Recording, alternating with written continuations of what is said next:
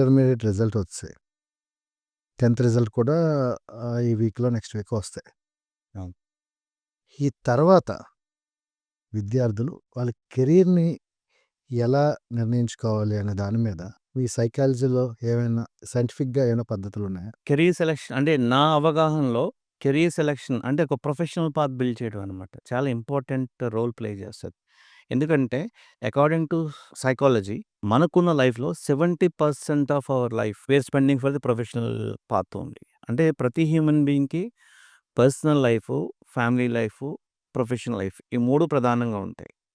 ఈ 3 కూడా inter depend అయ్యి ఉంటాయి. పర్సనల్ లైఫ్ అంటే ఏంటంటే మనకు సంబంధించింది. ఫర్ ఎగ్జాంపుల్ మీకు ఆకలేస్తుందనుకోండి ఎవరు తినాలి? మీరే తినాలి. మీకు నిద్రొస్తుందనుకోండి మీరిప్పుడు మహా అయితే ఆకలేస్తే అమ్మ నోటి వరకు అందిస్తది. లేకపోతే మీకు డాక్టరు మీకు హెల్త్ బాలేదనుకోండి అమ్మ నాన్న హాస్పిటల్‌కి తీసుకెళ్తారు. లేకపోతే చెక్ చేయిస్తారు. టాబ్లెట్ మీ చేతికిస్తారు. టాబ్లెట్ నోట్లో ఏస్తారు. క్యూర్ చేసుకోవాల్సింది ఎవరు? అంటే చాలామందికి పర్సనల్ లైఫ్ అంటే కూడా అవగాహన ఉండదు కాబట్టి మీకు చెప్తాను. అంటే పర్సనల్ లైఫ్ అనేది చాలా important. Yes. At the same family life. ఎందుకంటే we are part of the family కాబట్టి ఫ్యామిలీ రెస్పాన్సిబిలిటీస్ అలాగే మన కోసం ఫ్యామిలీ రెస్పాన్సిబిలిటీ తీసుకుంటుంది కాబట్టి అది కూడా చాలా ఇంపార్టెంట్. మూడో ప్రధాన అంశం ఏంటంటే ప్రొఫెషనల్ లైఫ్. ప్రొఫెషనల్ లైఫ్‌లో సాటిస్ఫాక్షన్ ఉంటే దాన్ని బేస్ చేసుకొని నీ ఫ్యామిలీ లైఫ్ బావుంటుంది. నీ పర్సనల్ లైఫ్ కూడా బావుంటుంది. ఎందుకంటే ఈ రోజుల్లో చాలామంది జాబ్ చేస్తున్నారు ఏంటంటే ఒక నామ్‌కే వాస్తేగనమాట. అరే! 9 గంటలకెళ్ళి బయోమెట్రిక్ వేయాలా? 5 ఎప్పుడవుతుందని వెయిట్ చేస్తున్నారంటే they are not enjoying their professional path. Yes. 90% అదే జరుగుతుంది. ఎప్పుడు మనం అరే! అప్పుడు ఇంక ఈ రోజుకి ఆఫీస్‌కి వెళ్ళాలా? ఈరోజు కాలేజ్‌కి వెళ్ళాలా? అని ఫీల్ అవుతున్నారంటే they are not enjoying their professional path. అంటే పిల్లవాడికి ఊహ తెలిసి అంటే ఒక at the age of 4 years నుంచి ఆల్మోస్ట్ 25 ఇయర్స్ టు 30 ఇయర్స్ వరకు వాళ్ళు ఎడ్యుకేషన్‌లో ఉంటారు. తర్వాత జాబ్ తీసుకుంటారు. అంటే డైరెక్ట్‌గా, ఇండైరెక్ట్‌గా కూడా ఏంటంటే they are working for the professional పాతే కదా! ఎందుకు చదువుతున్నాం అంటే జాబ్ కోసం, బిజినెస్ కోసం కదా! అలాంటి ప్రొఫెషనల్ పాత్‌ని ఎలా చూజ్ చేసుకోవాలనేది ఏంటంటే బిగ్గెస్ట్ ఛాలెంజ్. యెస్. చాలామందికి కెరీర్ సెలక్షన్ ఎలా ఉంటుందంటే, నేను చూసిన వాటిల్లో మెజారిటీ ఫస్ట్ ఏంటంటే parental pressure or parental interest. సింపుల్‌గా చెప్పాలంటే చిన్నప్పుడు నేను ఇంజినీరింగ్ చేద్దాం అనుకున్నానండి. అవ్వలేదు. మా అబ్బాయి చేత చేయిద్దాం అనుకుంటున్నానండి. యెస్. ఫస్ట్ పాయింట్ అనమాట. రెండో పాయింట్ ఏంటంటే పేరెంటల్ ప్రెషర్ ఒకటి. ఒకటి 2 2 ఆర్ ఇంట్రెస్ట్. మూడోది పియర్ గ్రూప్ ఇన్‌ఫ్లూయెన్స్. ఫ్రెండ్స్ అందరూ జాయిన్ అవుతున్నారంటే నేను జాయిన్ అవుతా. ఇది ఎక్కువగా జరుగుతుంది. ఇది జరుగుతది, అది జరుగుతుంటది. అదే నేను డాక్టర్ అవుదాం అనుకున్నానండి. మా అమ్మాయి చేత డాక్టర్ చేయిద్దాం అనుకున్నానండి. చిన్నప్పుడు నేను డాక్టర్ అవుదాం అనుకున్నాను అవ్వలేదండి.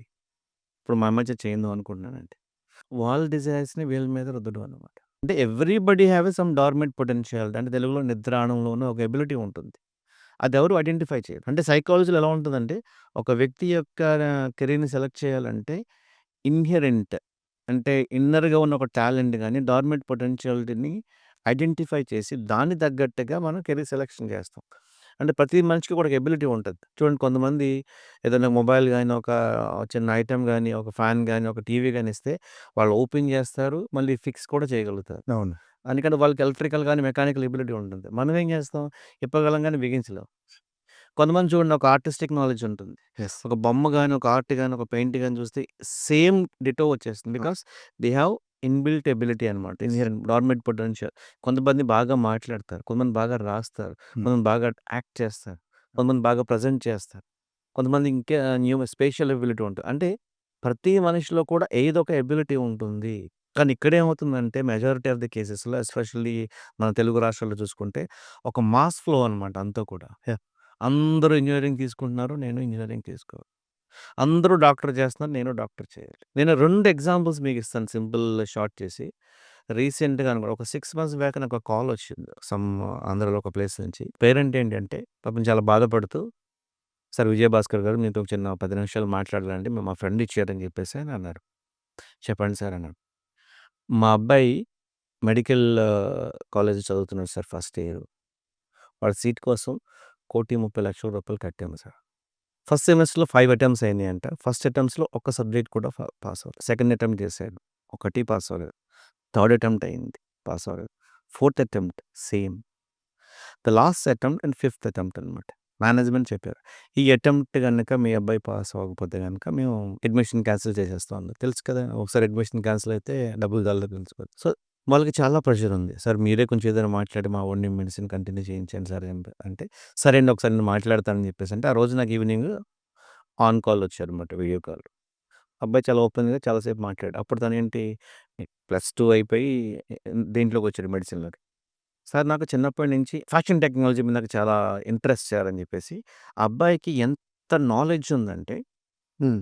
ఫ్యాషన్ టెక్నాలజీ మీద ఉన్న బిజినెస్ ఎంత టర్నోవర్ అవుతుంది, okay. Top most university world wide ఎక్కడున్నాయి, ఇండియాలో ఎక్కడున్నాయి, ఆపర్చునిటీస్. దానికి ఆపర్చునిటీస్‌లో ఎంత ర్యాంక్ రావాలని అంత ఇన్ఫర్మేషన్ ఉండి, అంత డెడికేటెడ్‌గా, అంత ఇన్ డెప్త్ నాలెడ్జ్ గెయిన్ చేసి ఉన్నాడు. మెడిసిన్ ఎందుకు తీసుకున్నావు అంటే, నాకు ఇంట్రెస్ట్ లేదు సార్. మా అమ్మ నాన్న ఇంట్రెస్ట్.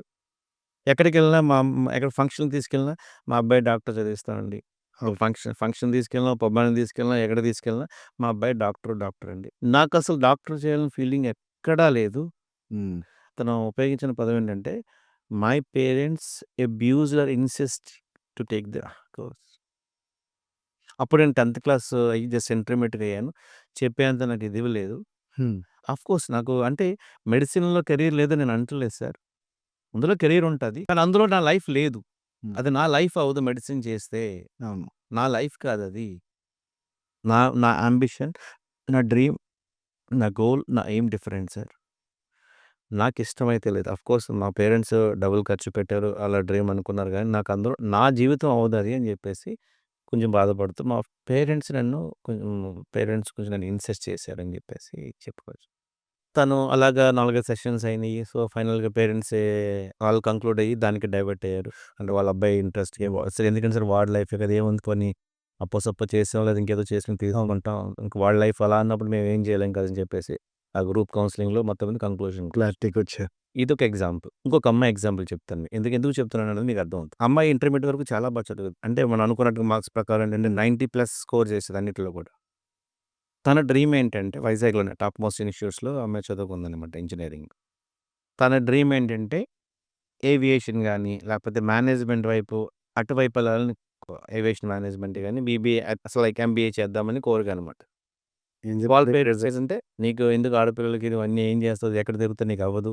అందరూ ఇంజినీరింగ్ బావుందంటున్నారు. నీకు హ్యాపీగా చేసుకుంటే మంచి జాబ్, మంచి సాలరీ, మంచి లైఫ్ ఉంటది" అని చెప్పేసి మా ఫ్రెండ్స్ అందరూ అదే చెప్పారు. ఫ్యామిలీ మెంబర్స్ కూడా నీకు అదే చెప్తున్నారని చెప్పేసి, ఇంకా గానా బజానా అంతా కూడా దానికే ఓటేయడంతో అమ్మాయి ఆడపిల్ల అంత కన్విన్స్ చేసే స్కిల్స్ ఆ అమ్మాయికి లేవు. సో, అది కన్విన్స్ చేయలేకపోయింది.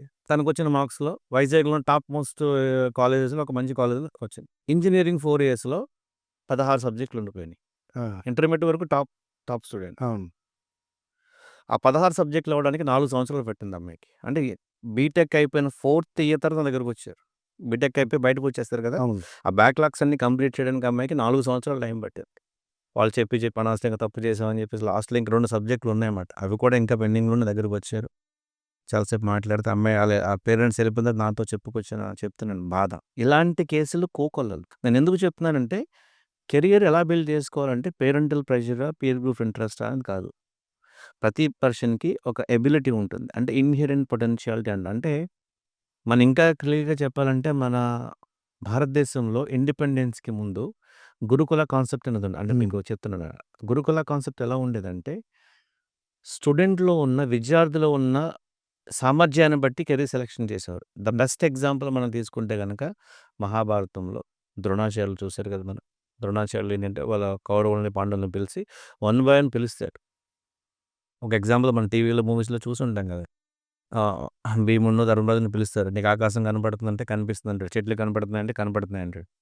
అంటే అది నువ్వు దీనికి సూట్ అవ్వని చెప్పేసి పక్కకి పంపించేస్తాడు. మళ్ళీ ఇంకొకరిని పిలుస్తాడు. "ఆకాశం కనపడుతుందా?" "ఆ! కనపడుతుంది గురువుగారు" అంటాడు. "చెట్టు కనపడుతుందా?" అంటే "కనపడుతుంది" అంటాడు. "పక్షి కనపడుతుందా?" అంటే సో, అలా చెప్పుకొస్తాడు. తర్వాత అర్జున్ కాల్ చేస్తాడు. "ఆకాశం కనపడుతుందా?" అంటే "లేదు" అంటాడు. "చెట్టు కనపడుతుందా?" అంటే "లేదు" అంటాడు. లేదు.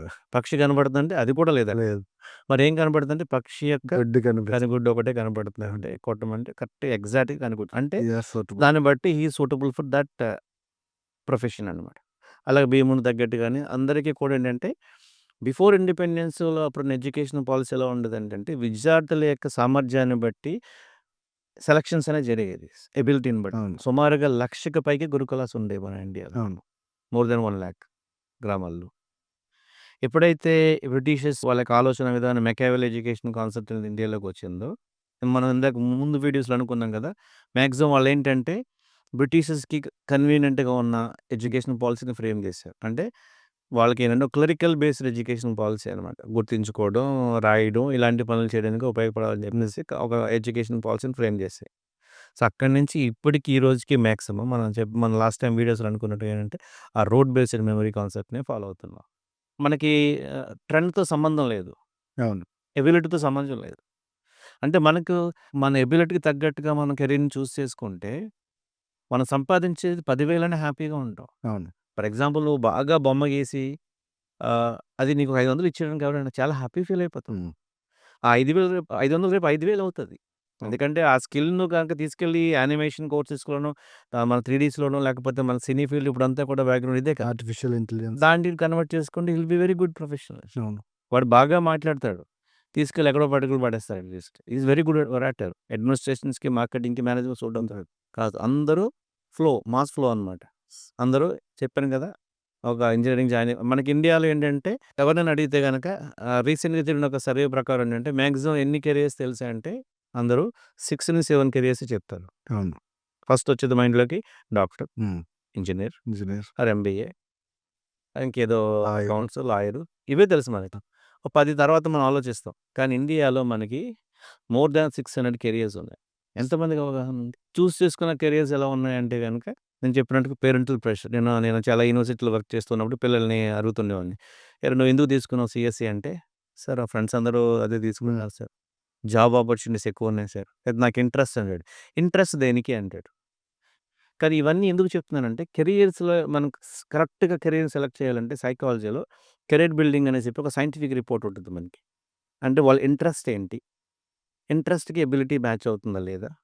డిఫరెంట్ ఎబిలిటీస్ ఉంటాయి. కొంతమంది మెకానికల్, క్లరికల్, అవును. క్లోజర్, సైకోమోటర్, ఎక్స్‌వైజెడ్ ఉంటాయి. ఇంట్రెస్ట్ చూస్తాము. వాళ్ళ పర్సనాలిటీ చూస్తాము. వాడు ఏ టైప్ ఆఫ్ పర్సనాలిటీ? ఇంట్రావర్టా? ఎక్స్‌ట్రావర్టా? సోషియబులా? లేకపోతే సమ్ ఎక్స్‌వైజెడా అని చెప్పేసి ఇన్ని పారామీటర్స్ వాళ్ళ లెర్నింగ్ స్టైల్స్ చూస్తాం. అంటే వాడు విజువల్ లెర్నరా? ఆడిటరీయా? మెమరీ ఎలా ఉంది? ఇవన్నీ కామన్ పారామీటర్స్‌తో చూసి బేస్డ్ ఆన్ దట్ అతనికి కెరియర్ రికమెండ్ చేస్తాం. In case plan A miss అయితే ప్లాన్ బి ఏంటో కూడా తెలియాలి కదా!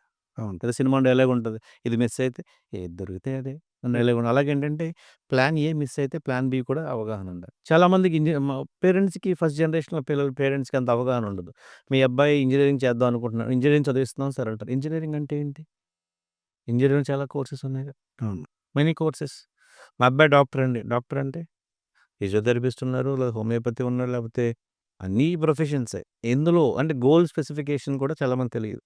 నేను డాక్టర్ అవ్వాలనుకుంటున్నాను సార్. నేను ఇంజినీర్ అవ్వాలనుకుంటున్నాను సార్. గోల్ స్పెసిఫికేషన్ లేకపోతే ఇలాంటి ప్రాబ్లమ్స్ వస్తాయి. సో, మనం ఏంటంటే కెరియర్ అనేది పర్ఫెక్ట్‌గా బిల్డ్ చేసుకుంటే గనక వాళ్ళకి హ్యాపీనెస్ ఉంటుంది. నేను అందుకే చూస్తాను చాలామంది క్లాస్‌లో ఎందుకు ఇన్వాల్వ్ అవ్వడం లేదంటే they are not enjoying their path.